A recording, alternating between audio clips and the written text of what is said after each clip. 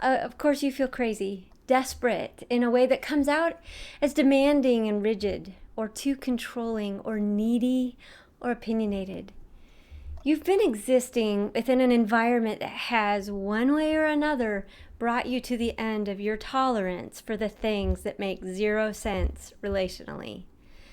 The fact that you are asking this question is actually very telling, because a narcissist almost never asks. The very question you typed into the search bar, the one you've been carrying around like a confession you're ashamed of, "Am I the narcissist?" is the question that more than almost anything else tells me what you are not. A person who is genuinely pathologically narcissistic does not lie awake at 2 a.m. wondering whether they are the problem. They do not Google their own character. They do not sit in a counselor's office and weep over the possibility that they have caused harm. They do not feel the specific, consuming, exhausting shame that you are feeling right now about who you might be. A person without genuine self-reflection doesn't lie awake at 2 a.m. questioning their own character. You do, and that matters. So today we're going to talk about why you are asking the question, not to dismiss it, because the question deserves a real answer, not a reassuring pat on the head, but to give you the framework for understanding how this doubt got manufactured and what the manufacturing of it tells you about what you've been living within. I want to introduce you to a concept I think is the single most important frame shift here. Self-doubt in the context of narcissistic abuse is not a bug, it is a feature. In other words, it's not an accidental byproduct of a difficult relationship. It is a designed outcome. That doubt you're feeling, the consuming, identity eroding 2 a.m. question about who you actually are, was not produced by your character flaws. It was produced by a system specifically designed to produce it. So here's the architecture I'm talking about. The same qualities that drew you to him, which are your capacity to self-reflect, your conscientiousness, your willingness to be accountable, became the tools he used to keep you doubting yourself. That is the architecture of the trap. It is elegant in the cruelest sense of the word, but think about that. The very things that make you a person of genuine integrity, your ability to examine yourself honestly, your willingness to consider that you might be wrong, your genuine care about the impact of your behavior on others, are precisely the qualities that make you susceptible to this specific form of self-doubt. He did not create a doubt in someone with no capacity for self-reflection. That is a narcissist. He took a woman with an extraordinarily developed capacity for self-reflection and redirected it entirely onto herself, so that the same internal mechanism that could have been used for growth and genuine accountability and connection became an engine of self-prosecution. You did not fall into this trap because you're broken. You fell into it because you do have depth. And understanding that distinction is the beginning of this whole story. I want to specifically walk through exactly how this doubt gets engineered, not abstractly, but in ways that will be recognizable to you from your own experience. So the first mechanism is projection. Emotionally immature people, which is what we are most often referring to when we call them narcissists, frequently project their own negative qualities over their victims, making the victim believe that they possess the undesirable traits, which leads to the self-doubt and then that distorted self-image. In other words, the characteristics he most vigorously accuses you of are frequently the characteristics that most accurately describe him.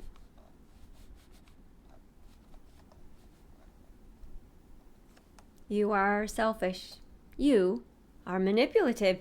You only think of yourself. You are impossible to love.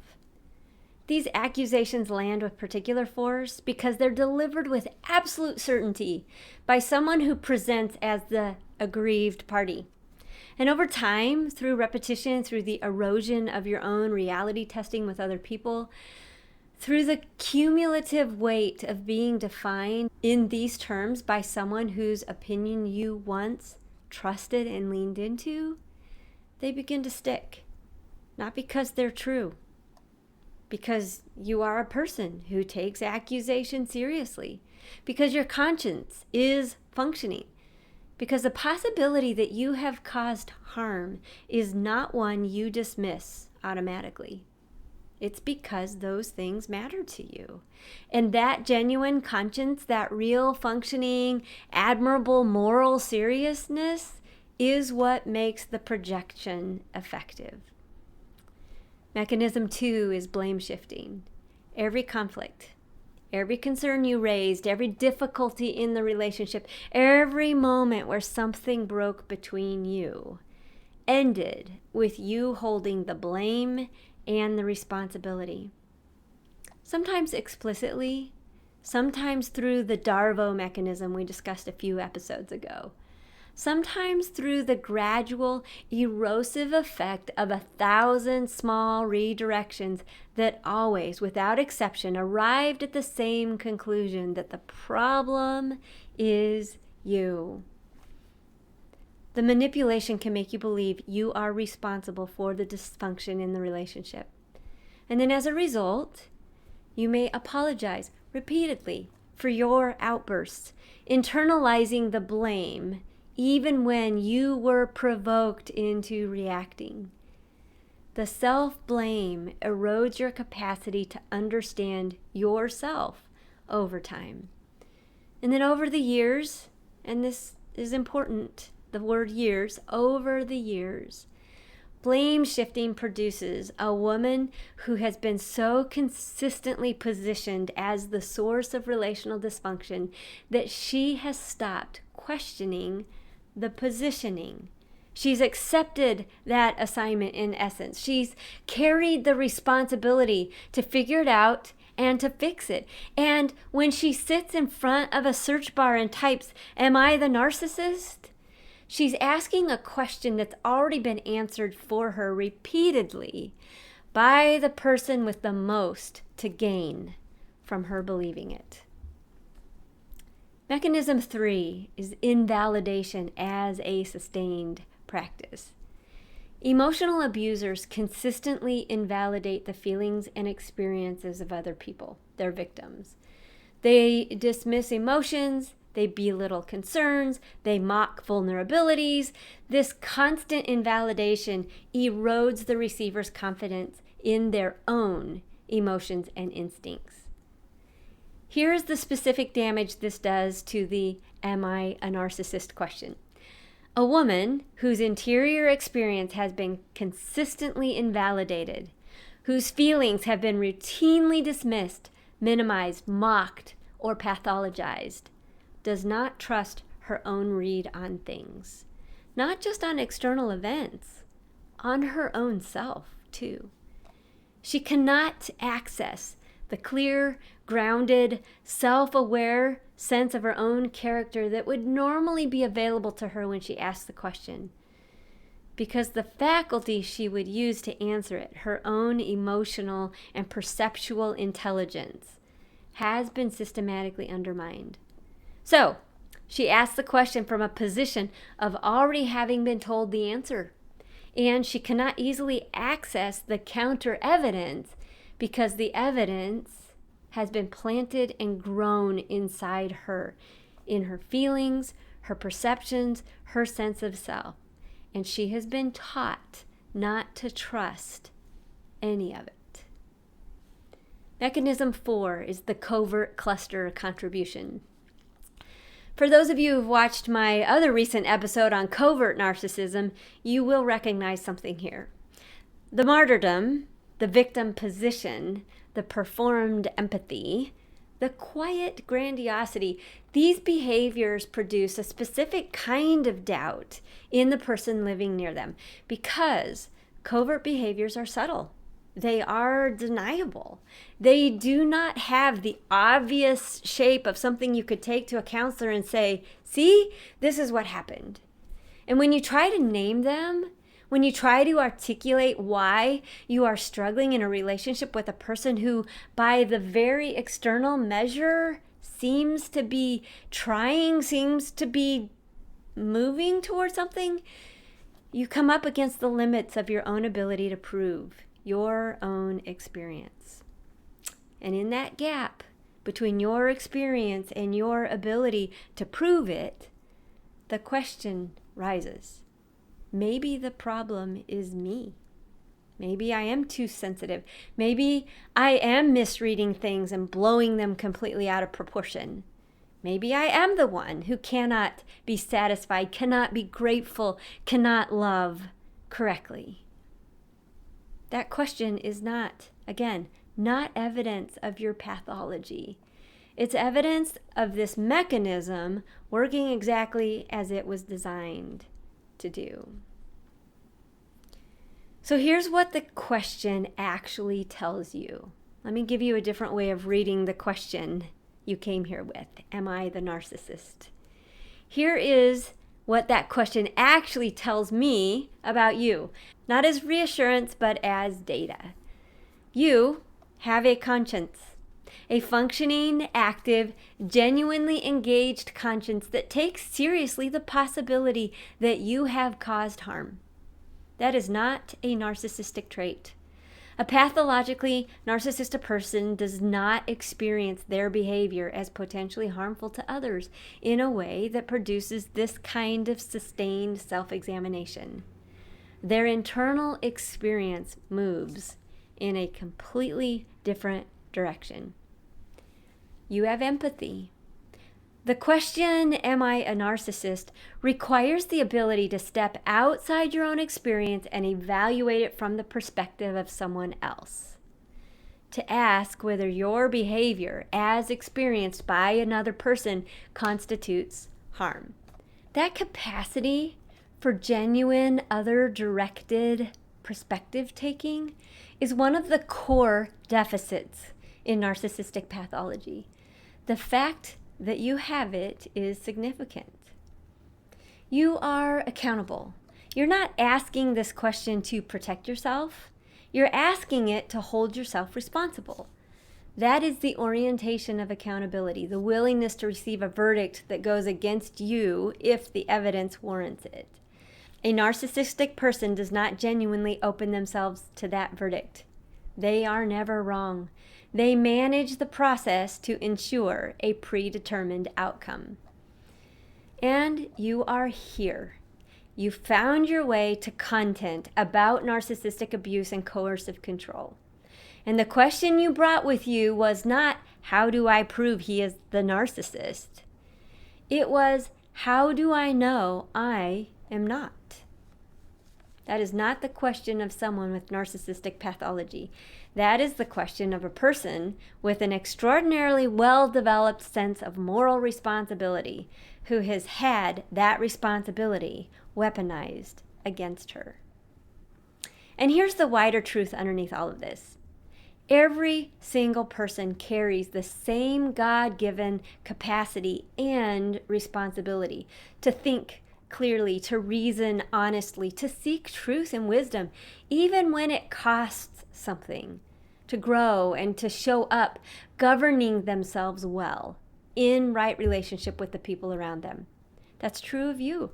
It's also true of the man who may be watching this video right now, running his own reflection through it, wondering if it clears him of any responsibility. It might not. But the invitation is the same one you received. The question is never a finish line you get to cross once and file away. It's a door. Whether it becomes evidence of health or one more form of self-protection depends entirely on what happens after the door gets walked through. Whether the asking is followed by specific change or simply by the relief of feeling cleared, of feeling justified.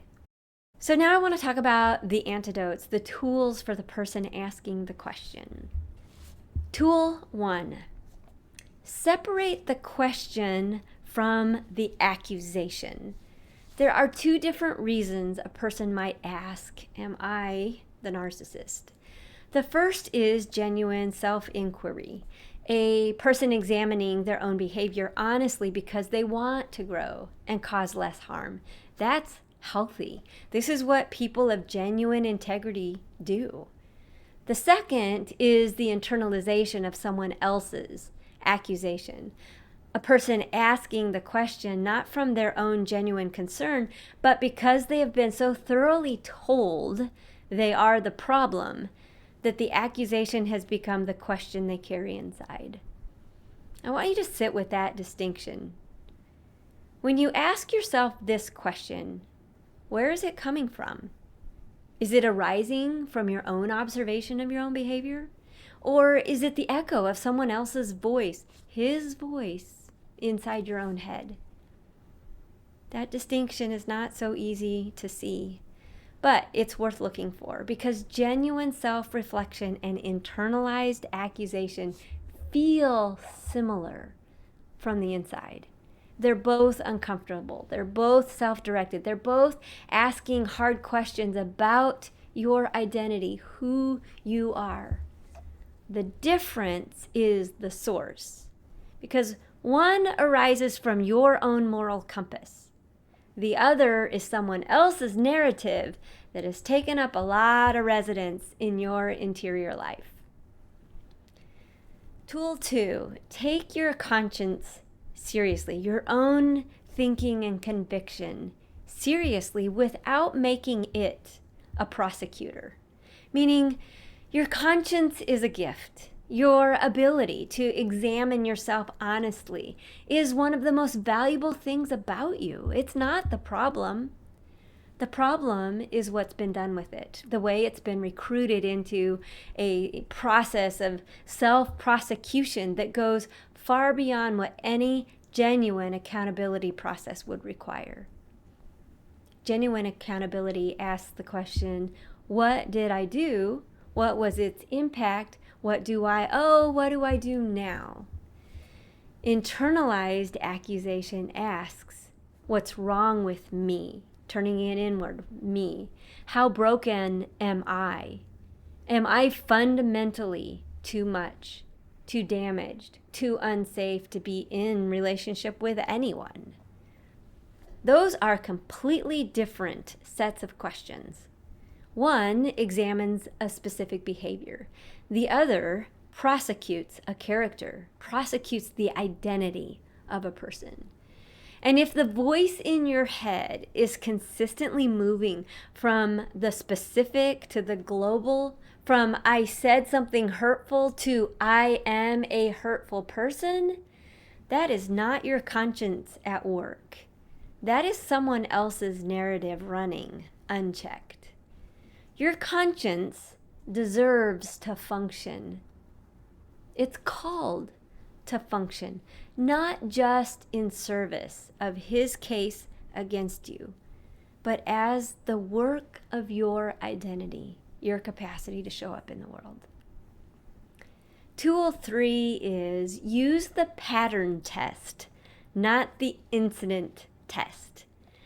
The woman who's genuinely narcissistic does not produce isolated incidents of harmful behavior. She produces a pattern, a consistent, directional, self-serving pattern of behavior that reliably serves her own interests at the expense of others, regardless of the context, regardless of the state of the relationship, regardless of whether she has been provoked or pressured or pushed past her limits. So look at your pattern, not your worst moments. not the moments you are most ashamed of. Your pattern. Are you consistently self-serving in your behavior? Really self-serving? Does your behavior reliably prioritize your own needs at the expense of others, regardless of context?